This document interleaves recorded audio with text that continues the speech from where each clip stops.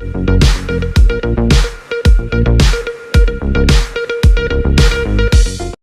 News में आपका स्वागत है। मैं आपके साथ फरहान नाज ಮಾತಾಡ್ತಾರೆ.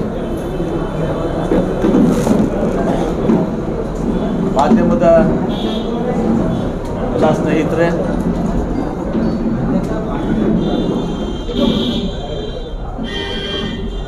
ರಾಜ್ಯದಲ್ಲಿ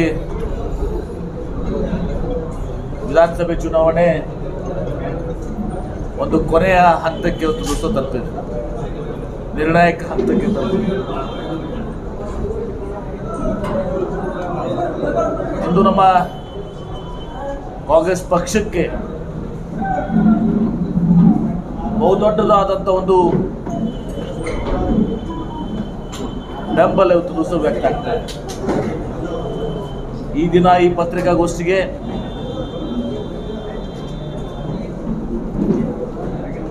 ಓರ್ವ ಹಿರಿಯ ನಾಯಕರು, ಮಾಜಿ ಉಪಮುಖ್ಯಮಂತ್ರಿಗಳು ಶ್ರೀ ಲಕ್ಷ್ಮಣ್ ಸವದಿ ಅವರು ನಮ್ಮ ಕಾಂಗ್ರೆಸ್ ಪಕ್ಷಕ್ಕೆ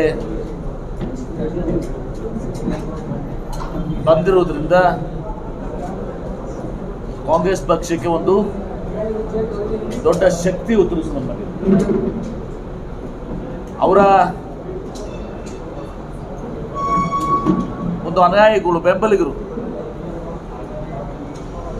ಕೇವಲ ಅಥಣಿ ಬೆಳಗಾಂ ಜಿಲ್ಲೆ ಅಷ್ಟೇ ಅಲ್ಲ, ಇಡೀ ಉತ್ತರ ಕರ್ನಾಟಕದಲ್ಲಿ ತಮ್ಮದೇ ಆದಂಥ ಒಂದು ಬೆಂಬಲಿಗರನ್ನ, ಅನುಯಾಯಿಗಳನ್ನು ತಂದು ಬಂದಿದ್ದಾರೆ.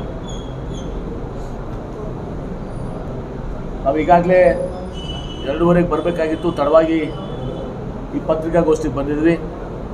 ಮುಂದೆ ಇನ್ನೂ 3 ಪ್ರಚಾರ ಸಭೆಗಳಿರೋದ್ರಿಂದ ನಾನಂತರೂ ಯಾವಾಗಲೂ ತಮ್ಮನ್ನು ಉದ್ದೇಶಿಸಿ ಮಾತನಾಡ್ತಿದ್ದೆ.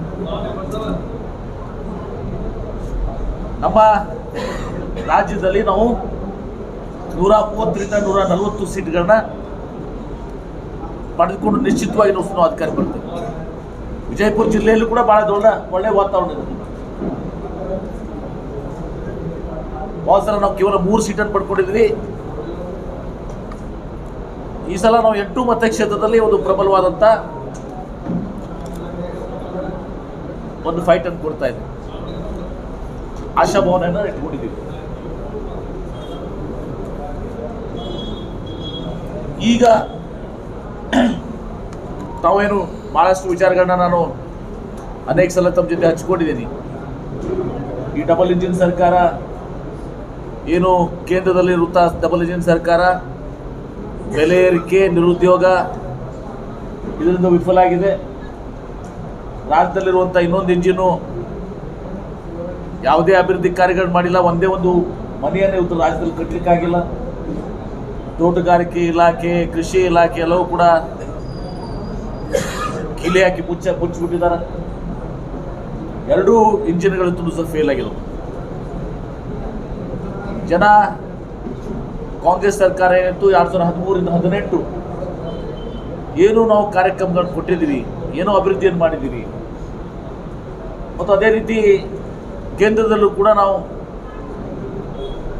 ಏನು ಈ ದೇಶಕ್ಕೆ ಸ್ವಾತಂತ್ರ್ಯ ದೊರಕಿಸೋ ಜೊತೆಗೆ ಈ ದೇಶವನ್ನು ಏನು ಕಟ್ಟಿದ್ವಿ, ಪಂಡಿತ್ ಜವಾಹರ್ಲಾಲ್ ನೆಹರು ಹಿಡ್ಕೊಂಡು ಲಾಲ್ ಬಹದ್ದೂರ್ ಶಾಸ್ತ್ರಿ ಅವರು, ರಾಜೀವ್ ಗಾಂಧಿಯವರು, ನರಸಿಂಹರಾಯರು, ಮನಮೋಹನ್ ಸಿಂಗ್ ಅವರು, ಈ ಎಲ್ಲ ಕಾರ್ಯಕ್ರಮಗಳಲ್ಲಿ ಒಂದು ಜನ ಅರ್ಥಕೊಂಡಿದ್ದಾರೆ. ಮೋದಿಯವ್ರದ್ದು ಕೇವಲ ಅಚ್ಚೇ ದಿನ ಒಂದು ಘೋಷಣೆ ಮಾತ್ರ ಓದಿಲ್ಲ, ಅಚ್ಚೇ ದಿನ ಅಂತೂ ಬರಲಿಲ್ಲ. ಹೀಗಾಗಿ ಒಂದು ಸಮಗ್ರ ಬದಲಾವಣೆ ರಾಜ್ಯದಲ್ಲಿದೆ.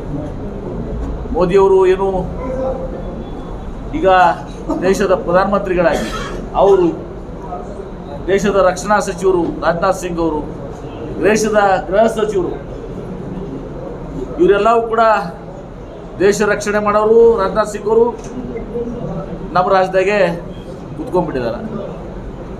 ಇನ್ನೋರ್ವ ದೇಶದ ರಕ್ಷಣೆ ಮಾಡೋರು, ಕಾನೂನು ಮತ್ತು ಸುವ್ಯವಸ್ಥೆಯನ್ನು ಕಾಪಾಡುವಂಥವ್ರು ಅಮಿತ್ ಶಾ ಅವರು ಇಲ್ಲೇ ಕೂತಿದ್ದಾರೆ. ದೇಶವನ್ನು ನಡೆಸ್ಕೊಂಡು ಹೋಗುವಂಥವರು ಪ್ರಧಾನಮಂತ್ರಿಗಳು ಕೂಡ ಕರ್ನಾಟಕದಲ್ಲೇ ಕೂತಿದ್ದಾರೆ ಕಳೆದ ಒಂದು ತಿಂಗಳಿಂದ. ಇದು ಯಾವುದರಿಂದಲೂ ಕೂಡ ಯಾವುದೇ ಬದಲಾವಣೆ ಆಗೋದಿಲ್ಲ. ಜನ ನಿರ್ಣಯ ಮಾಡಿದ್ದಾರೆ, ಈ ರಾಜ್ಯದಲ್ಲಿರುವಂಥ ಒಂದು ಕೆಟ್ಟ ಸರ್ಕಾರ, 40% ಕಮಿಷನ್ ಸರ್ಕಾರ, ಇದನ್ನು ಕಿತ್ತಾಕಬೇಕು. ಕಾಂಗ್ರೆಸ್ ಪಕ್ಷಕ್ಕೆ ಒಂದು ಸ್ಪಷ್ಟವಾದ ಬಹುಮತವನ್ನು ಕೊಟ್ಟುಕೊಂಡು ಇವತ್ತು ಕಾಂಗ್ರೆಸ್ ಪಕ್ಷ ಅಧಿಕಾರ ತರಬೇಕು ಅಂತ ತಿಳಿಸುವ ನಿರ್ಣಯವನ್ನು ಮಾಡಿದ್ದಾರೆ. ಈ ವಿಚಾರದಲ್ಲಿ ನಾವು ಕೂಡ ಪ್ರಚಾರ ಮಾಡ್ತಿದ್ವಿ. ಸೌದಿಯವರು ಕೂಡ ವ್ಯಾಪಕವಾಗಿ ಎಲ್ಲರೂ ಕೂಡ ಎಲ್ಲ ಕಡೆಯೂ ಕೂಡ ಭಾಳಷ್ಟು ಬೇಡಿಕೆ ಇತ್ತು. ಎಲ್ಲ ಮತಕ್ಷೇತ್ರದಲ್ಲಿ ಕೂಡ ಅವ್ರನ್ನ ಬರಬೇಕು ಅಂತೇಳಿ ಇವತ್ತು ಸಹ ನನಗೂ ಕೂಡ ಒತ್ತಾಯ ಇದೆ, ಅವ್ರಿಗೂ ಒತ್ತಾಯ ಇದೆ, ಪಕ್ಷಕ್ಕೂ ಒತ್ತಾಯ ಇದೆ. ಅವರು ಕೂಡ ಭಾಳ ಮತಕ್ಷೇತ್ರದ ಸಹ ಪ್ರವಾಸನ ಮಾಡಿ ಪಕ್ಷದ ಗೆಲುವಿಗಾಗಿ ಶ್ರಮಿಸ್ತಾ ಇದ್ದಾರೆ. ಹೀಗಾಗಿ ನಾನು ಜಾಸ್ತಿ ಮಾತನಾಡಿದೆ ಮತ್ತು ಒಂದು ವಿನಂತಿ ಮಾಡ್ಕೋತೀನಿ. ನಾವು 3 ಕಾರ್ಯಕ್ರಮದ ಸೌದಿ ಸಾಹೇಬ್ರಿಗೆ ನಾವು ಒಂದು 5-10 ನಿಮಿಷ ಅವ್ರು ಮಾತನಾಡ್ತಾರೆ, ತದನಂತರ ನಮಗೆ ಅನುವು ಮಾಡಿಕೊಡ್ಬೇಕು ದಯವಿಟ್ಟು ಅಂತ ತಮ್ಮಲ್ಲಿ ವಿನಂತಿ ಮಾಡಿಕೊಂಡು ಈಗ ತಮ್ಮನ್ನು ಉದ್ದೇಶಿಸಿ ನಮ್ಮ ಹಿರಿಯ ನಾಯಕರಾದಂಥ ಲಕ್ಷ್ಮಣ್ ಸವದಿ ಸಾಹೇಬ್ ಮಾತನಾಡ್ತಾರೆ. ಮಾಧ್ಯಮದ ಎಲ್ಲ ಸ್ನೇಹಿತರೆ,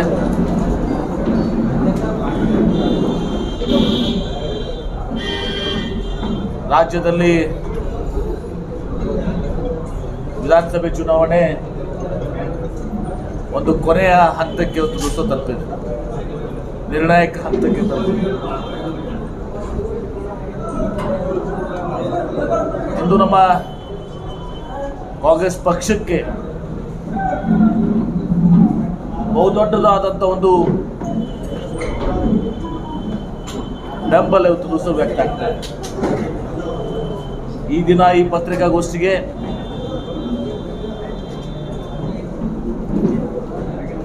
ಓರ್ವ ಹಿರಿಯ ನಾಯಕರು, ಮಾಜಿ ಉಪಮುಖ್ಯಮಂತ್ರಿಗಳು ಶ್ರೀ ಲಕ್ಷ್ಮಣ್ ಸವದಿ ಅವರು ನಮ್ಮ ಕಾಂಗ್ರೆಸ್ ಪಕ್ಷಕ್ಕೆ ಬಂದಿರೋದ್ರಿಂದ ಕಾಂಗ್ರೆಸ್ ಪಕ್ಷಕ್ಕೆ ಒಂದು ದೊಡ್ಡ ಶಕ್ತಿ ಉತ್ತರಿಸಿದ ಅವರ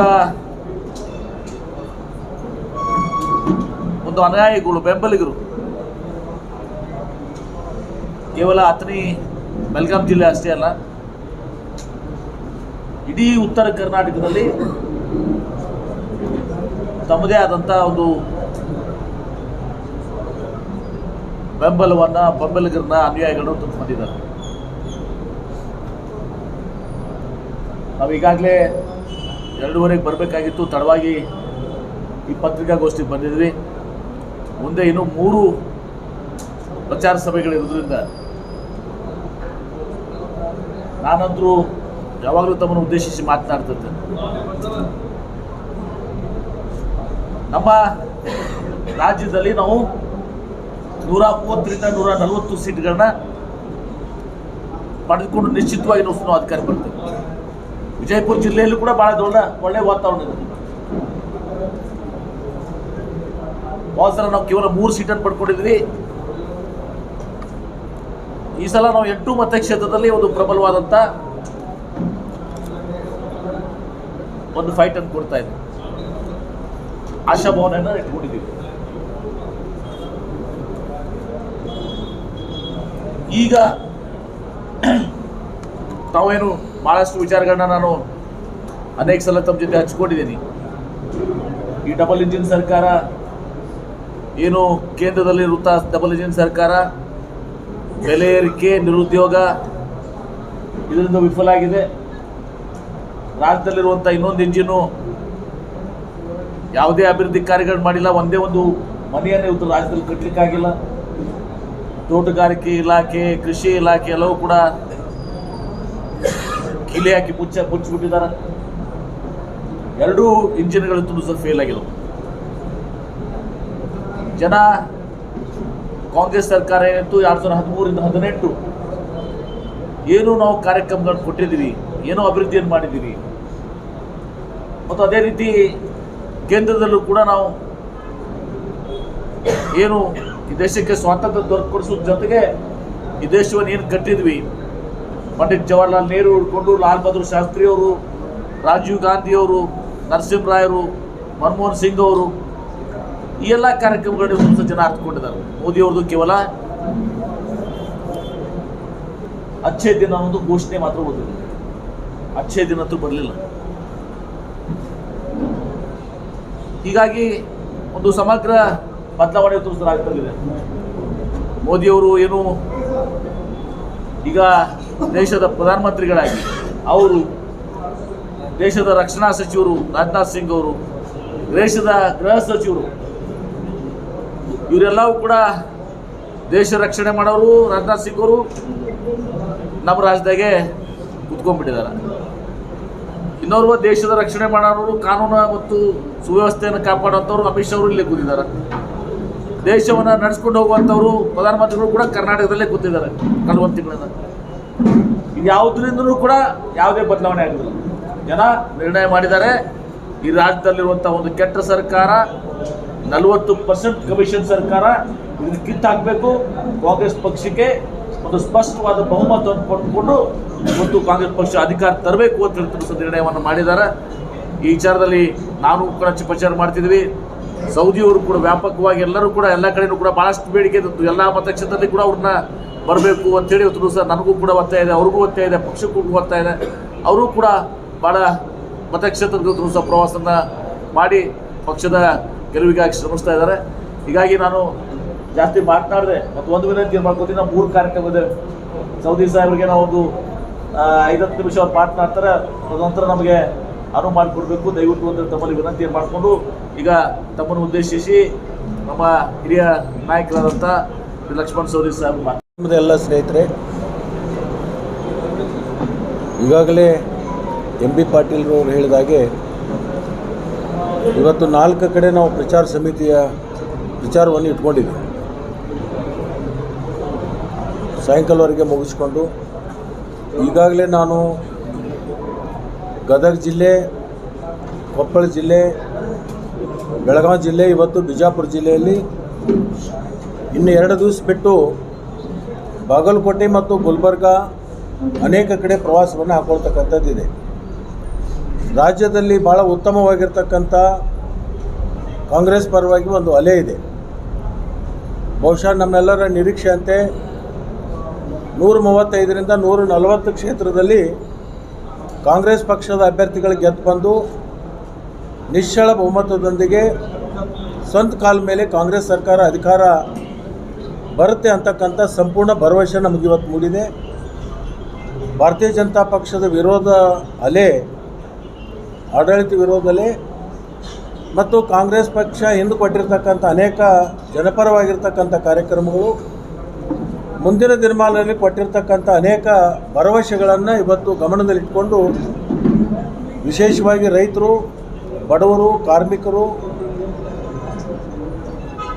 ಸರ್ವ ಜನಾಂಗಕ್ಕೆ ಉಪಯೋಗ ಆಗ್ತಕ್ಕಂಥ ಏನು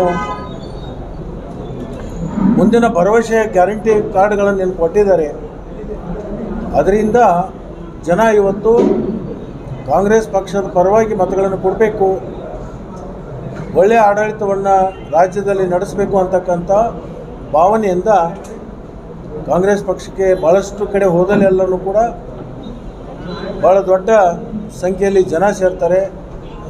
ಕಾಂಗ್ರೆಸ್ ಪಕ್ಷವನ್ನು ಖಂಡಿತವಾಗಿಯೂ ಅಧಿಕಾರಕ್ಕೆ ತರ್ತೀವಿ, ಮುಂದಿನ ದಿನಮಾನದಲ್ಲಿ ಸರ್ವಾಂಗೀಣ ಅಭಿವೃದ್ಧಿಗಾಗಿ ಸರ್ಕಾರ ರಚನೆ ಮಾಡಿಕೊಂಡು ಅಭಿವೃದ್ಧಿಯನ್ನು ಮಾಡಬೇಕು ಅಂತಕ್ಕಂಥ ಅಪೇಕ್ಷೆ ರಾಜ್ಯದ ಜನ ಇವತ್ತು ಹೊಂದಿದ್ದಾರೆ. ಆ ಒಂದು ಹಿನ್ನೆಲೆಯಲ್ಲಿ ಭಾರತೀಯ ಜನತಾ ಪಕ್ಷದಲ್ಲಿಯೂ ಕೂಡ ಸಾಕಷ್ಟು ಪ್ರಾಮಾಣಿಕ ಕಾರ್ಯಕರ್ತರು ಆ ಪಕ್ಷವನ್ನು ಬಿಟ್ಟು ಕಾಂಗ್ರೆಸ್ ಪಕ್ಷಕ್ಕೆ ಮತ್ತು ಬೇರೆ ಬೇರೆ ಪಕ್ಷಗಳಿಗೆ ಹೋಗಿರ್ತಕ್ಕಂಥದ್ದು ನೀವು ನೋಡಿದ್ದೀರಿ. ಒಂದು ಕಡೆ ಆಡಳಿತ ವಿರೋಧಿ ಅಲೆ, ಇನ್ನೊಂದು ಕಡೆ ಪಕ್ಷದಲ್ಲಿರ್ತಕ್ಕಂಥ ಆಂತರಿಕ ಕಚ್ಚಾಟ, ಅನೇಕ ಮುಖಂಡರು ಪಕ್ಷವನ್ನು ಬಿಟ್ಟು ಬೇರೆ ಕಡೆ ಹೋಗಿದ್ದರಿಂದ ನನಗನ್ನಿಸುತ್ತೆ ಭಾರತೀಯ ಜನತಾ ಪಕ್ಷ 60ಕ್ಕಿಂತಲೂ ಜಾಸ್ತಿ ಕ್ಷೇತ್ರದಲ್ಲಿ ಗೆಲ್ಲಲಿಕ್ಕೆ ಅವಕಾಶಗಳು ಭಾಳಷ್ಟು ಕಡಿಮೆ ಇದೆ ಅಂತಕ್ಕಂಥದ್ದನ್ನು ಇವತ್ತು ಮೇಲ್ನೋಟಕ್ಕೆ ನಮಗೆ ಕಾಣುತ್ತೆ. ಆದರೆ ಕಾಂಗ್ರೆಸ್ ಪಕ್ಷದ ಹಿಂದಿನ ಒಂದು ಆಡಳಿತವನ್ನು ಜನ ಇವತ್ತು ನೆನೆಸ್ಕೊಂಡು ಅನೇಕ ಒಂದು ಕಾರ್ಯಕ್ರಮಗಳೇನು ಕೊಟ್ಟಿದ್ರು ಅದು ಅನ್ನಭಾಗ್ಯ ಇರ್ಬೋದು, ಕ್ಷೀರಭಾಗ್ಯ ಇರ್ಬೋದು, ಕೃಷಿ ಭಾಗ್ಯ ಇರ್ಬೋದು, ಇಂಥ ಭಾಗ್ಯಗಳನ್ನು ಕೊಟ್ಟಿರ್ತಕ್ಕಂಥದ್ದು ಜನ ಇವತ್ತು ನೆನೆಸ್ಕೊಳ್ತಾ ಇದ್ದಾರೆ. ವಿಶೇಷವಾಗಿ ಕಳೆದ 4 ವರ್ಷದಲ್ಲಿ ಕೃಷಿ ಕ್ಷೇತ್ರಕ್ಕೆ ಭಾರತೀಯ ಜನತಾ ಪಕ್ಷ ಹೇಳಿಕೊಳ್ತಾ ಇರತಕ್ಕಂಥ ಯಾವುದೇ ಕಾರ್ಯಕ್ರಮಗಳು ಕೂಡ ಇರಲಿಲ್ಲ. ಹಿಂದೇನು ಕೃಷಿ ಹೊಂಡಗಳನ್ನು ಮಾಡ್ತಾಯಿದ್ರು, ಕೃಷಿ ಭಾಗ್ಯವನ್ನು ಕೊಟ್ಟಿದ್ರು, ಅವೆಲ್ಲವೂ ಕೂಡ ನಿಂತೋಗಿದೆ. ರೈತರಿಗೆ ಸಬ್ಸಿಡಿಯಲ್ಲಿ ಟ್ರ್ಯಾಕ್ಟರ್ಗಳನ್ನು ಕೊಡ್ತಿದ್ರು, ಅದು ನಿಂತೋಗಿದೆ. ಕೃಷಿ ಹೊಂಡ ನಿಂತೋಗಿದೆ. ಇಂಥ ಅನೇಕ ಮಧ್ಯಮ ವರ್ಗದ ರೈತರಿಗೆ ಮತ್ತು ಸಣ್ಣ ರೈತರಿಗೆ ಕೊಡ್ತಕ್ಕಂಥ ಕಾರ್ಯಕ್ರಮಗಳು ಇವತ್ತು ನಿಂತೋಗಿರೋದ್ರಿಂದ ರೈತಾಪಿ ವರ್ಗದ ಕೂಡ ಇವತ್ತು ಭಾರತೀಯ ಜನತಾ ಪಕ್ಷದ ಮೇಲೆ ಒಂದು ಆಕ್ರೋಶ ಇವತ್ತು ನಮಗೆ ಕಾಣ್ತಾ ಇದೆ. ಆ ಒಂದು ಹಿನ್ನೆಲೆಯಲ್ಲಿ ನಾವು ಎಲ್ಲೆಲ್ಲಿ ಪ್ರವಾಸಕ್ಕೆ ಹೋಗ್ತೀವಿ ಅಲ್ಲೆಲ್ಲನೂ ಕೂಡ ಜನ ಬೆಂಬಲ ಮತ್ತು ಜನರ ಒಂದು ಭಾವನೆಯನ್ನು ನೋಡಿದರೆ ಖಂಡಿತವಾಗಿಯೂ ಸೂರ್ಯ ಚಂದ್ರ ಹುಟ್ಟೋದು ಎಷ್ಟು ಸತ್ಯನೋ ಪ್ರತಿನಿತ್ಯ, ಕಾಂಗ್ರೆಸ್ ಪಕ್ಷ ಅಧಿಕಾರಕ್ಕೆ ಬರೋದು ಅಷ್ಟೇ ಸತ್ಯ ಅಂತಕ್ಕಂಥದ್ದು ಇವತ್ತು ನಮಗೆಲ್ಲರಿಗೂ ಮನವರಿಕೆ ಆಗಿದೆ ಅಂಥದ್ದನ್ನು ಈ ಸಂದರ್ಭದಲ್ಲಿ ನಾನು ಹೇಳಲಿಕ್ಕೆ ಬಯಸ್ತೀನಿ. ಓಕೆ ಕೇಳಿ. ಈಗ ನೀವು ನನ್ನ ಹಣ ಬಿಜೆಪಿ ಕಾರ್ಯಾಲಯದ ಮುಂದೂ ಕೂಡ ಹೋಗಬಾರ್ದು ಆ ಥರ ಒಂದು ಸಂಕಲ್ಪ ಮಾಡಿದ್ರಿ. ಯತ್ನಾಳ್ ಅವರು ಅವ್ರ ಹಣ ನಮ್ಮ ಕಚೇರಿ ಮುಂದೆ ಹಾಯ್ಲಿಕ್ಕೆ ನಾವು ಬಿಡೋದಿಲ್ಲ. ನಾನು ಬಸವನಗೌಡನ ಯತ್ನಾಳ್ ಅಂತವ್ರ ಬಗ್ಗೆ ಪ್ರತಿಕ್ರಿಯೆ ಕೊಡಲಿಕ್ಕೆ ನಾನು ಇಚ್ಛೆ ಪಡೋದಿಲ್ಲ. ರಮೇಶ್ ಜಾರಕಿಹೊಳಿ ಅವರಿಗೆ ಪಕ್ಷ ಏನು ಅನ್ಯಾಯ ಮಾಡಿತ್ತು? ನಮ್ಮ ಪಕ್ಷದಲ್ಲಿ ಎಲ್ಲ ಅಧಿಕಾರನ ಅನುಭವಿಸಿ ಹೋದ್ರವರು ಪಕ್ಷನ ತುಳಿದು ಹೋಗಿದ್ದಾರೆ ಅನ್ನೋದು ಅವರ ಆರೋಪ. ಕೇಂದ್ರ ಸಚಿವರು ಯಾರಾಗಿದ್ದರು, ಎಲ್ಲಿ ಬಿಟ್ಟು ಹೋದರು, ಎಲ್ಲಿ ಬಂದರು ಅನ್ನೋದು ಅವರು ಒಂದು ಸ್ವಲ್ಪ ತಮ್ಮ ಹಳೆ ಪುಸ್ತಕವನ್ನು ತಿರುವಿ ಹಾಕಿದ್ರೆ ಸಾಕು. ಸರ್, ರಮೇಶ್ ಜಾರಕಿಹೊಳಿ ಅವರು ಪ್ರಚಾರಕ್ಕೆ ಬಂದಾಗೆಲ್ಲ ಸೌದಿಯವರು ಹೆಣ ಕೇಳಿದ್ವಿ, ಸೌದಿಯವರು ಹೆಣ ಕೇಳ್ತೀವಿ, ಈ ರೀತಿ ಎಲ್ಲ ಮಾತ್ರ ಏನು ಉದ್ದೇಶ ಸರ್? ಸೌದಿ ಅವ್ರು ಹೆಣ ಕೆಡೋದು ಯಾವುದೋ ಒಬ್ಬ ವ್ಯಕ್ತಿ ಕೈಯಾಗಲ್ಲ. ಅದು ಭಗವಂತನ ಇಚ್ಛೆ ಇದ್ದರೆ ಅದು ಏನಾಗಬೇಕಾದ್ರೂ ಆಗುತ್ತೆ. ಭಗವಂತನ ಇಚ್ಛೆ ಇದ್ದಂಗೆ ನಾನು ನಡ್ಕೋತೀವಿ. ದುರುದ್ದೇಶ ನನ್ನನ್ನು ರೊಚ್ಚಿಗೆಬ್ಬಿಸಬೇಕು, ನಾನೇನಾದರೂ ಅದಕ್ಕೆ ಪ್ರತಿಕ್ರಿಯೆ ಕೊಡ್ತೀನಿ, ಅದರಿಂದ ಲಾಭವನ್ನು ಪಡ್ಕೋಬೇಕಂತಿದೆ. ಅದ್ರ ಬಗ್ಗೆ ಯಾವುದೇ ಪ್ರತಿಕ್ರಿಯೆ ಕೊಡಲ್ಲ. ರಮೇಶ್ ಜಾರಕಿಹೊಳಿ ಅವರು ಭಾಳ ದೊಡ್ಡ ವ್ಯಕ್ತಿಗಳು, ಬೆಳಗಾವಿ ಜಿಲ್ಲೆಯಲ್ಲೇ ಒಬ್ಬ ಅಗರ್ಭ ಶ್ರೀಮಂತರು, ಭಾಳ ಗೌರವಾನ್ವಿತ ವ್ಯಕ್ತಿ ಆಗಿರೋದ್ರಿಂದ ಅಂಥ ವ್ಯಕ್ತಿಗಳ ಬಗ್ಗೆ ನಾನು ಮಾತಾಡ್ಲಿಕ್ಕೆ ಹೋಗಲ್ಲ. ಬಿಜೆಪಿ ಸರ್ಕಾರ ಮತ್ತೆ ಬಂದ್ರೆ ಬೊಮ್ಮಾಯಿ ಮುಖ್ಯಮಂತ್ರಿ ಮಾಡ್ತೀವಿ ಅಂತ ಹೇಳಿದ್ರೆ ಅದು ಹಿನ್ನೆಲೆ ಅಂದ್ರೆ ಲಿಂಗಾಯತರನ್ನ ಇನ್ನೂ 60 ಸೀಟ್ ಬರುವಾಗ ಬೊಮ್ಮಾಯಿ ಅವ್ರು ಹೇಗೆ ಮುಖ್ಯಮಂತ್ರಿ ಆಗ್ತಾರೋ ಭಾರತೀಯ ಜನತಾ ಪಕ್ಷ ಆಡಳಿತಕ್ಕೆ ಹೇಗೆ ಬರುತ್ತೆ? ಬಿಜೆಪಿ ಮೊದಲಿಂದ ಉಚಿತ ಭರವಸೆಗಳ ಏನು ಕಾಂಗ್ರೆಸ್ ಕೊಟ್ಟಿದೆ ಟೀಕೆ ಮಾಡ್ತಿದ್ರು. ಈಗ ಅವರೇನೇ ಪ್ರಣಾಳಿಕೆ ಮಾಡಿದ್ದಾರೆ. ಉಚಿತ ಕೊಡುಗೆಗಳೇ ಇದಾವೆ. ಪ್ರಶ್ನೆ ಉತ್ತರ ಎರಡು ನಿಮ್ಮ ಕಡೆ ಇದೆ. ಈಗಾಗಲೇ ನೋಡಿ, ಹಿಂದೆ ಕಾಂಗ್ರೆಸ್ ಕೊಟ್ಟಿರ್ತಕ್ಕಂಥ ಪ್ರಣಾಳಿಕೆಯನ್ನು ಎಷ್ಟು ಪೂರೈಸಿದರು, ಬಿ ಜೆ ಪಿಯವರು ಕೊಟ್ಟಿರ್ತಕ್ಕಂಥ ಪ್ರಣಾಳಿಕೆಯಲ್ಲಿ ಎಷ್ಟು ಪೂರೈಸಿದ್ದಾರೆ ಅಂತಕ್ಕಂಥದ್ದು ಪುಸ್ತಕ ಇದೆ. ಆ ಪುಸ್ತಕ ನೋಡಿಕೊಂಡ್ರೆ ನಿಮಗೆಲ್ಲರೂ ಅರ್ಥ ಆಗುತ್ತೆ. ಸರ್, ಸಿಂದಗಿ ಮತ್ತು ವಿಜಯಪುರ ನಗರದಲ್ಲಿ ಹೆಚ್ಚಿನ ಬೇಡಿಕೆ ಇದೆ. ಪಕ್ಷ ನಾನು ಎಲ್ಲೆಲ್ಲಿ ಸೂಚನೆ ಕೊಡ್ತದೆ ಅಲ್ಲೆಲ್ಲ ಹೋಗ್ತೀನಿ. ಅಲ್ಲಿ ಹೋಗಿ ನನ್ನ ಕರ್ತವ್ಯವನ್ನು ನಾನು ಪಾಲನೆ ಮಾಡ್ತೀನಿ. ಬಿಜೆಪಿಯಲ್ಲಿ ಸಿಕ್ಕಂಥ ಸ್ಥಾನಮಾನಗಳನ್ನು ಕಾಂಗ್ರೆಸ್ನಲ್ಲಿ ಸಿಗುತ್ತೆ ಅಂತ ಏನಾದರೂ ನಿರೀಕ್ಷೆ ಇದೆ? ನಾನು ಯಾವುದೇ ಬೇಡಿಕೆ ಇಟ್ಟಲ್ಲ. ಕ್ಷೇತ್ರದ ಅಭಿವೃದ್ಧಿಗೆ ಹೆಚ್ಚು ಹಣ ಕೊಡಬೇಕು ಅಂತಕ್ಕಂಥ ಒಂದೇ ಬೇಡಿಕೆ ಇಟ್ಟೀನಿ. ಈಗಾಗಲೇ ಮಂತ್ರಿ ಆಗಿದ್ದೀನಿ, ಮುಖ್ಯಮಂತ್ರಿ ಆಗಿದ್ದೀನಿ, ಅದನ್ನೆಲ್ಲ ಅನುಭವಿಸಿದ್ದೀನಿ. ಅದರದ್ದು ನನಗೆ ಬೇಡ ಅಂತಕ್ಕಂಥದ್ದು ಭಾವನೆ ಇದೆ. ಕ್ಷೇತ್ರ ಅಭಿವೃದ್ಧಿಗೋಸ್ಕರ ನಾನು ಮಾತ್ರ ಡಿಮಾಂಡ್ ಇಟ್ಟಿರ್ತಕ್ಕಂಥ ಅದನ್ನು ಪೂರೈಸ್ತು ಅಂತಕ್ಕಂಥ ಭರವಸೆ ಕೊಟ್ಟಿದ್ದೆ. ನಾನು ಸಾಕ್ಷಿ ಇದ್ದೀನಿ ಅದಕ್ಕೆ. ಅವರು ಕಂಡೀಷನ್ ಹಾಕಿದ್ದು ಒಂದೇ ಒಂದು ಕಂಡೀಷನು. ಅವರು ಕಂಡೀಷನ್ ಹಾಕಿದ್ದು ಒಂದೇ, ನನ್ನ ಕ್ಷೇತ್ರದಲ್ಲಿ ವಿಶೇಷವಾಗಿ ನೀರಾವರಿ ಯೋಜನೆಗಳು ಇದ್ದಾವೆ, ಅದು ಪೂರ್ವ ಭಾಗಕ್ಕೆ ನೀರಾವರಿ ಯೋಜನೆ. ಆ ನೀರಾವರಿ ಯೋಜನೆಯನ್ನು ಯಾವುದೇ ಪರಿಸ್ಥಿತಿಯಲ್ಲಿ ನಾವು ಅಧಿಕಾರ ಬಂದರೆ ಅದು ಮಾಡಿಕೊಡ್ಬೇಕು ಅನ್ನೋದು, ಕ್ಷೇತ್ರದ ಅಭಿವೃದ್ಧಿಗೆ ಜಾಸ್ತಿ ಒತ್ತಡ ಹಣ ಕೊಡಬೇಕು ಅನ್ನೋದು, ಅದು ಒಂದೇ ಒಂದು ಬೇಡಿಕೆಯನ್ನು ಇಟ್ಕೊಂಡಿದ್ದಾರೆ. ಸರ್, ಅಮಿತ್ ಶಾ ಅವರೇ ಮೊನ್ನೆ ಒಂದು ಇಂಟರ್ವ್ಯೂದಲ್ಲಿ ಹೇಳ್ತಾರೆ, ಈ ಬಾರಿಗೆ ಡಿ ಕೆ ಶಿವಕುಮಾರ್ ಅವರು ಸಿಎಂ ಆಗ್ತಾರೆ ಅಂತ ಹೇಳ್ತಾರೆ. ನೋಡಿ, ಕಾಂಗ್ರೆಸ್ ಪಕ್ಷದಲ್ಲಿ ಅಮಿತ್ ಶಾ ಅವ್ರಿಗೆ ನಮ್ಮ ಪಕ್ಷದಲ್ಲಿ ಯಾರು ಮುಖ್ಯಮಂತ್ರಿ ಆಗ್ತಾರೋ ಅದು ಸಂಬಂಧ ಇಲ್ಲಾರ್ದು, ಅವ್ರ ಪಕ್ಷದಾಗ ಯಾರು ಆಗ್ತಾರೋ ಸಂಬಂಧ ಇಲ್ಲಾರ್ದು. ಆದರೆ ನಮ್ಮ ಪಕ್ಷದಾಗ ಒಂದು ಪದ್ಧತಿ ಇದೆ, ಯಾವಾಗಲೂ ಕೂಡ ನಾವು ಅಧಿಕಾರಕ್ಕೆ ಬರ್ತೀವಿ, ಬಂದಮೇಲೆ ಶಾಸಕಾಂಗ ಪಕ್ಷ ಸಭೆ ಆಗ್ತದೆ, ಶಾಸಕರ ಅಭಿಪ್ರಾಯ ಪಡ್ಕೋತಾರೆ, ಶಾಸಕರ ಅಭಿಪ್ರಾಯದಂತೆ ಹೈಕಮಾಂಡು ನಮ್ಮ AICC ಅಧ್ಯಕ್ಷರು ಮಲ್ಲಿಕಾರ್ಜುನ ಖರ್ಗೆ ಅವರು, ಶ್ರೀಮತಿ ಸೋನಿಯಾ ಗಾಂಧಿಯವರು, ರಾಹುಲ್ ಗಾಂಧಿಯವರು ಇನ್ನಿತರ ಎಲ್ಲ ಹಿರಿಯ ನಾಯಕರು ಕೂಡ ನಿರ್ಧಾರ ಮಾಡ್ತಾರೆ. ಆತ್ಮಗೌರವ ಇದ್ದವರು ಎಲ್ಲ ಹಿಂದೂಗಳು ಬರೀ ಬಿಜೆಪಿಗೆ ಮಾತ್ರ ಓಟ್ ಮಾಡಬೇಕು. ಏನ್ರಿ ಆತ್ಮಗೌರವ ಇದ್ದವರು ಎಲ್ಲ ಹಿಂದೂಗಳು ಬಿಜೆಪಿಗೆ ಮಾತ್ರ ಓಟ್ ಮಾಡಬೇಕು, ಆತ್ಮಗೌರವ ಇಲ್ಲದೆ ಇದ್ದವರು ಕಾಂಗ್ರೆಸ್ ಹೋಗ್ಬೇಕು ಅಂತ ಹೇಳಿ ಯತ್ನಾಳ್ ಹೇಳ್ತಾರೆ. ಅಲ್ಲ, ಬಿಜೆಪಿ ಅವರು ಏನು ಹಿಂದೂಗಳನ್ನು ಏನು ಖರೀದಿ ಮಾಡಿದಾರ? ಏನು ಅವ್ರ ಸ್ವತ್ತ ಅನ್ನೋದು? ಹಿಂದೂಗಳು ಎಲ್ಲದರಲ್ಲಿ ಇರ್ತಾರೆ, ಎಲ್ಲ ಪಕ್ಷಕ್ಕೂ ಆಶೀರ್ವಾದ ಮಾಡ್ತಾರೆ. ಹಿಂದೂಗಳಂದರೆ ಎಲ್ಲರೂ ಜೊತೆ ಕೂಡ್ಕೊಂಡು ಹೋಗ್ತಕ್ಕಂಥ ಒಂದು ಧರ್ಮ ಇದು. ಅವಾಗ ನಮ್ಮ ಸ್ನೇಹಿತರು ಒಂದು ಪ್ರಶ್ನೆ ಹೇಳಿದ್ರು, ಇದೆ ಈಗ ಅಮಿತ್ ಶಾ ಅವರು DK ಶಿವಕುಮಾರ್ ಅವರು ಮುಖ್ಯಮಂತ್ರಿ ಆಗ್ತಾರೆ ಅಂದರೆ ಸ್ಪಷ್ಟ ಆಯ್ತಲ್ಲ, ಕಾಂಗ್ರೆಸ್ ಪಕ್ಷ ಅಧಿಕಾರಕ್ಕೆ ಬರ್ತದೆ ಅನ್ನೋದು. ಮುಖ್ಯಮಂತ್ರಿಗಳು ಹೈಕಮಾಂಡ್ ತೀರ್ಮಾನ ಮಾಡಿದ್ರೆ ಶಾಸಕಾಂಗ ಬರುತ್ತೆ. ಸ್ಟಾರ್ ಪ್ರಚಾರಕ್ಕಂತಲ್ಲ, ಒಬ್ಬ ಸಾಮಾನ್ಯ ಕಾರ್ಯಕರ್ತ ನನ್ನದೇ ಆಗಿರ್ತಕ್ಕಂಥ ಶೈಲಿಯಲ್ಲಿ ನಾನು ಪ್ರಚಾರ ಮಾಡ್ತಕ್ಕಂಥ ಒಬ್ಬ ವ್ಯಕ್ತಿ. ಕಾಂಗ್ರೆಸ್ ಮತ್ತು ಬಿಜೆಪಿಯ ಲಿಂಗಾಯತ ಅಸ್ತ್ರ ಪ್ರತ್ಯಸ್ತ್ರಕ್ಕೆ ಸೌದಿಯವರು ಮತ್ತು ಶೆಟ್ಟರು ಬಹಳ ಲಿಂಗಾಯತ ಅಸ್ತ್ರ ಪ್ರತ್ಯಸ್ತ್ರಕ್ಕೆ ಅಂದ್ರೆ ಕಾಂಗ್ರೆಸ್ ಬಿಜೆಪಿಯಲ್ಲಿ ನಡೀತಕ್ಕಂಥ ಲಿಂಗಾಯತ ವಿವಾದಗಳಿಗೆ ಸೌದಿಯವರು ಮತ್ತು ಶೆಟ್ಟರು ದಾಳ ಹಾಕಿಬಿಟ್ರು ಅಂತ ನೋಡಿ.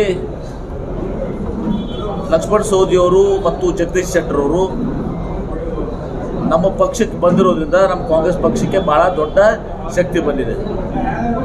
ತಮ್ಗೆ ಗೊತ್ತಿದೆ, ಹಿಂದೆ ಇವರು ವೀರೇಂದ್ರ ಪಾಟೀಲ್ರನ್ನ ತೆಗೆದ್ರು ಅಂತ ಹೇಳ್ತಾರೆ. ನಾನು ಮೊನ್ನೆ ರಾಜ್ಯ ಮಟ್ಟದಲ್ಲೇ ಪತ್ರಿಕಾಗೋಷ್ಠಿ ಮಾಡಿ ಎಲ್ಲ ಟೆಲಿವಿಷನ್ ಎಲ್ಲ ಪತ್ರಿಕೆಗೆ ಇಂಟರ್ವ್ಯೂ ಕೊಡಿ. ವೀರೇಂದ್ರ ಪಾಟೀಲರು ತೀವ್ರತರವಾದಂಥ ಅನಾರೋಗ್ಯದಿಂದ ಬರ್ತಾಯಿದ್ರು. ಆವಾಗ ಮುಖ್ಯಮಂತ್ರಿಯಾಗಿ ಮುಂದುವರಲಿಕ್ಕೆ ಸಾಧ್ಯ ಇರಲಿಲ್ಲ. ಹೀಗಾಗಿ ಅವ್ರನ್ನ ಬದಲಾಯಿಸಿದ್ದನ್ನು ಅಪಪ್ರಚಾರ ಮಾಡಿ ಕಾಂಗ್ರೆಸ್ ಲಿಂಗಾಯತರನ್ನ ದೂರ ಮಾಡಿದರು. ಅವ್ರು ಜನತಾ ಪಕ್ಷಕ್ಕೆ ಹೋದರು, ನಂತರ BJPಗೆ ಹೋದರು ಬಹುತೇಕ ಜನ. ಆದರೆ ಇವರು ನಾವು ವೀರೇಂದ್ರ ಪಾಟೀಲ್ರನ್ನ ಯಾವಾಗ ಚಿಕ್ಕಮಗಳೂರು ಇಂದಿರಾ ಗಾಂಧೀಜಿಯವರ ವಿರೋಧವಾಗಿ ನಿಂತಿದ್ರು, ಸೋತಾಗೂ ಕೂಡ ಅವ್ರನ್ನ ಕೇಂದ್ರ ಸಚಿವರು ಮಾಡಿದ್ವಿ. BD ಜೊತೆಯವ್ರನ್ನ ಉಪರಾಷ್ಟ್ರಪತಿ, ಹಂಗಾಮಿ ರಾಷ್ಟ್ರಪತಿ, ಮುಖ್ಯಮಂತ್ರಿ ಮಾಡಿದ್ರು. ಯಡಿಯೂರಪ್ಪ ಅವ್ರನ್ನ AICC ಅಧ್ಯಕ್ಷರು ಮತ್ತು ಮುಖ್ಯಮಂತ್ರಿ ಮಾಡಿತ್ತು. ಹೀಗೆ ಕಾಂಗ್ರೆಸ್ ಪಕ್ಷದಲ್ಲಿ ಲಿಂಗಾಯತ ಯಾವತ್ತೂ ಕೂಡ ಅನ್ಯಾಯ ಆಗಿದಲ್ಲ. ಇವರು ಅಪಪ್ರಚಾರ ಮಾಡೋಂಥವ್ರು ಯಡಿಯೂರಪ್ಪನವ್ರಿಗೆ ಹಿಂದೆ ಕಂಪ್ಲೀಟ್ ಟರ್ಮ್ ಮಾಡಕ್ಕೆ ಬಿಡಲಿಲ್ಲ ಹಿಂದಿನ ಅವಧಿದಾಗ. ಈ ಸಲ ಅಂತೂ ಯಡಿಯೂರಪ್ಪನವ್ರ ಕಡೆಯಿಂದ ಒಂದು ಕೆಟ್ಟ ಅನೈತಿಕ ಕೆಲಸವನ್ನು ಮಾಡೋಕ್ಕೆ ಶುರು. ಆಪರೇಷನ್ ಕಮಲ 17 ಶಾಸಕರನ್ನ ಖರೀದಿ ಮಾಡಿ ಅವ್ರ ಮೇಲೆ 30-40 ಕೋಟಿ ಅವ್ರು ಕೊಟ್ಟು 30-40 ಕೋಟಿ ಅವ್ರ ಇಲೆಕ್ಷನ್ದಾಗಿ ಖರ್ಚು ಮಾಡಿ ಸುಮಾರು 1500 ಕೋಟಿ ರೂಪಾಯಿ ಖರ್ಚು ಮಾಡಿ ಇವತ್ತು ದಿವಸ ಅವ್ರನ್ನ ಮುಖ್ಯಮಂತ್ರಿ ಮಾಡೋಂಥದ್ದಾಯಿತು. ಅವ್ರು ಮತ್ತೆ ಅದೆಲ್ಲ ಉಪಯೋಗಿಸಿ ಕೆಟ್ಟ ಕೆಲಸ ಮಾಡಿಸಿ ಅಧಿಕಾರಕ್ಕೆ ಬಂದು ಅವ್ರು ತೆಗೆದಾಕಿ. ಲಕ್ಷ್ಮಣ್ ಸವದಿ ಅವರಿಗೆ 2023ರಲ್ಲಿ ನಿಮ್ಮ ಟಿಕೆಟ್ ಕೊಡ್ತೀವಿ ಅಂತ ಹೇಳಿ ಅವರು ಜವಾಬ್ದಾರಿಯನ್ನು ಹೊತ್ತಿದ್ರು. ಅಥಣಿ ಮತ್ತು ಕಾಗೋಡಿ ಅವ್ರನ್ನ ಗೆಲ್ಸ್ಕೊಡ್ಬೇಕು ಅಂತ ಗೆಲ್ಸ್ಕೊಟ್ರು. ನೀವು ಗೆಲ್ಸ್ಕೊಡಿ, 23ರಲ್ಲಿ ಮತ್ತೆ ನಿಮ್ಮ ಟಿಕೆಟ್ ಕೊಡ್ತೀವಿ, ಮಹೇಶ್ ಕುಮಟಳ್ಳಿ ಅವ್ರಿಗೆ MLC ಮಾಡ್ತೀವಿ ಅಂಥೇಳಿ ಅವ್ರನ್ನ ಇವತ್ತು ಸಹ ಹತ್ತಿಕ್ಕುವಂಥ ಪ್ರಯತ್ನ ಆಯಿತು. ಜಗದೀಶ್ ಶೆಟ್ಟರ್ ಅವರು ಅವ್ರಿಗೇನು 75 ವರ್ಷ ಆಗಿರಲಿಲ್ಲ, 76-77 ವರ್ಷ ಆದಂಥವ್ರಿಗೆ ತಿಪ್ಪಾರೆಡ್ಡಿ ಅವ್ರಿಗೆ ಟಿಕೆಟ್ ಕೊಟ್ಟಿದ್ದಾರೆ, ಸೋಮಣ್ಣ ಅವ್ರು ಟಿಕೆಟ್ ಕೊಟ್ಟಿದ್ದಾರೆ. ಅಲ್ಲಿ ಸುರೇಶ್ ಕುಮಾರ್ ಅವರು ಇವ್ರದೇ ಇರುವಂಥ ಸುರೇಶ್ ಕುಮಾರ್ ಅವ್ರು ಟಿಕೆಟ್ ಕೊಟ್ಟಿದ್ದಾರೆ. ಗೋವಿಂದ ಕಾರಜೋಳ ಅವ್ರಿಗೆ ಕೊಟ್ಟಿದ್ದಾರೆ. 67 ವರ್ಷ ಜಗದೀಶ್ ಶೆಟ್ಟರ್ ಅವ್ರಿಗೆ ಒಬ್ಬ ಮುಖ್ಯಮಂತ್ರಿ ಆದಂಥವ್ರು ಅವ್ರನ್ನ ನೀವು ಮೊದಲೇ ಹೇಳ್ಬೋದಾಗಿತ್ತಪ್ಪ, ನೀವೇನಾದರೂ ಮಾಡ್ತೀವಿ ಇದು ಅಂತೇಳಿ. ನಾನು ನೋಡಿದ್ದೀನಿ, ವಿಟ್ನೆಸ್ ಅದೀನಿ, ಅದಕ್ಕೆ ನಾನು ಕೂಡ ಅದಕ್ಕೆ ವಿಟ್ನೆಸ್ ಇದ್ದೀನಿ. ಅವ್ರಿಗೆ ಮೊದಲೇ ಲಿಸ್ಟ್ನಾಗ ಹೆಸರಿಲ್ಲ, ಟಿಕೆಟ್ ಕೊಡಲಿ, 2 ಲಿಸ್ಟ್ನಾಗ ಕೊಡಲಿಲ್ಲ. ಮುಂದೆ ಹೋಗಿ ಸತಾಯಿಸಿ ಕಡೆಗೆ ಅನಿವಾರ್ಯ ಹೋಗುತ್ತಿದ್ರು. ಅವರು ಪಕ್ಷದ ಒಬ್ಬ ಸಿಪಾಯಿಯಾಗಿ ಪಕ್ಷವನ್ನು ಕಟ್ಟಿದರು. ಜನಸಂಘದಿಂದ ಅವ್ರ ಪಕ್ಷವನ್ನು ಕಟ್ಟಿದ್ದಾರೆ. ಅವ್ರ ತಂದೆಯವರು 5 ಬಾರಿ ಕಾರ್ಪೊರೇಟರ್ ಆಗಿ, ಅವ್ರ ಕಾಕಂದ್ರೆ ಇವತ್ತು ಸಹ ಶಾಸಕರಾಗಿ ಅದು ಕಟ್ಟಿದಂಥವ್ರಿಗೆ ಈ ರೀತಿ ಹೀನಾಯವಾಗಿ ನಡೆಸ್ಕೊಂಡು ಹೀಗಾಗಿ ಅವ್ರು ನಮ್ಮ ಪಕ್ಷಕ್ಕೆ ಬಂದರು. ನಾನು ಕೇಳೋದಿಷ್ಟೇ, ವೀರೇಂದ್ರ ಪಾಟೀಲ್ರಿಗೆ ಅನಾರೋಗ್ಯ ಇತ್ತು, ಮುಂದುವರಲಿಕ್ಕೆ ರಾಜ್ಯ ಸರ್ಕಾರ ನಡೆಸ್ಕೊಳ್ತಾರೆ.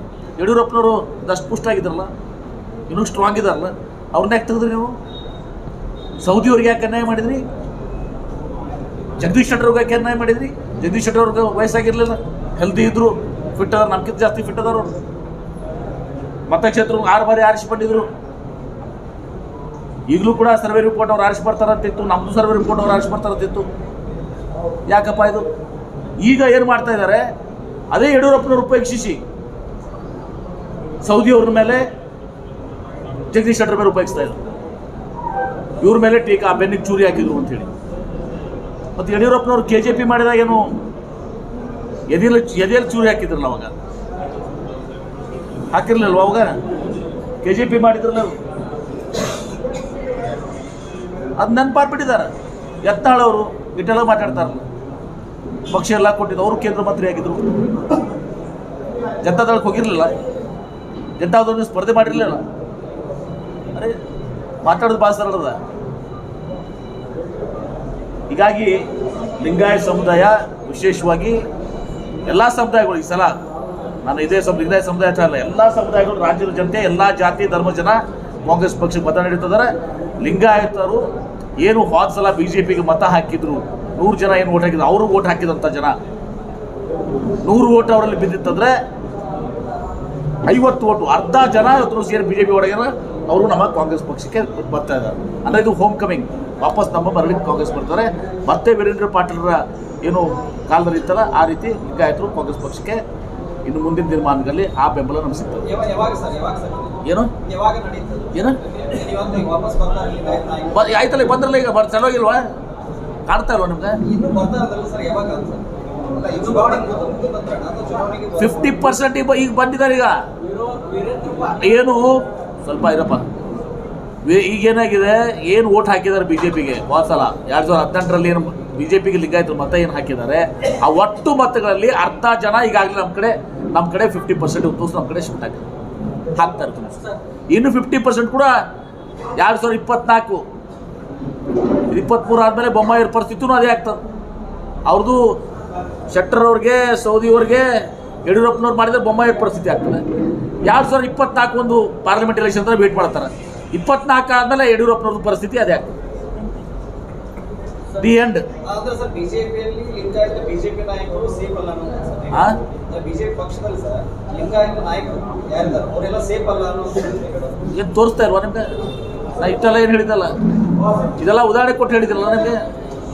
ಸರ್, ಬಜರಂಗ ದಳ ನಿಷೇಧಕ್ಕೆ ಸಂಬಂಧಪಟ್ಟಂಗೆ ರಾಜ್ಯಾದ್ಯಂತ ವ್ಯಾಪಕವಾಗಿ ಬಜರಂಗ ದಳ ನಿಷೇಧ ಮಾಡ್ತೀವಿ ಅಂತ ನೋಡಿ. ಕಾಂಗ್ರೆಸ್ ಪಕ್ಷ ಯಾರು ಕೋಪು ಭಾವನೆ ಎತ್ತಕ್ತಾರೆ,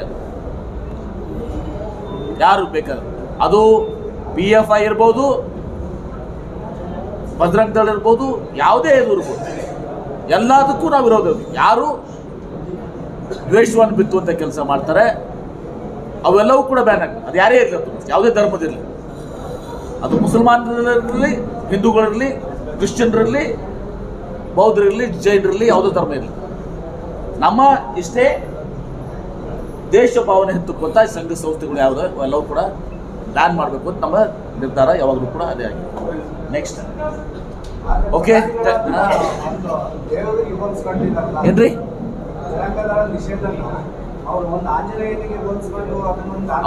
ಅವ್ರಿಗೆ ನೋಡಿ ಬಂಡವಾಳ ಏನೂ ಇಲ್ಲ. ನಾನು ಹೇಳಿದ್ದಲ್ಲ, ಪ್ರಧಾನಮಂತ್ರಿಗಳಿಗೂ ಹೇಳ್ಕೊಳ್ಳೋಂಥದ್ದು ಏನಿಲ್ಲ. ಬೆಲೆ ಏರಿಕೆ,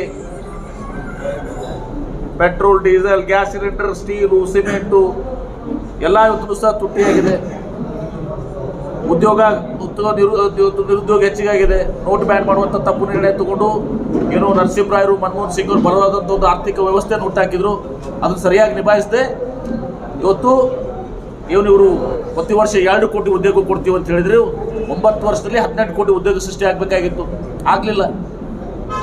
ಹಳೆ ಉದ್ಯೋಗಗಳು ಕಡಿಮೆ ಆದವು ನೋಟ್ ಅಮಾನ್ಯೀಕರಣ ಮಾಡೋದ್ರಿಂದ, ಮತ್ತು ಆರ್ಥಿಕ ವ್ಯವಸ್ಥೆ ಸರಿ ನಿಭಾಯಿಸಿದೆ. ಹೀಗಾಗಿ ಹೇಳ್ಕೊಳ್ಳೋಂಥದ್ದು ಏನು ನರೇಂದ್ರ ಮೋದಿಯವ್ರದ್ದು ಇಲ್ಲ, ರಾಜ್ಯದಲ್ಲಿ ಏನೂ ಇಲ್ಲ. ಅದಕ್ಕೆ ಅವ್ರು ಚಾಲೂ ಮಾಡಿದ್ದೇನು, ಹಿಜಾಬ, ಹಲಾಲ, ಅಜಾನ.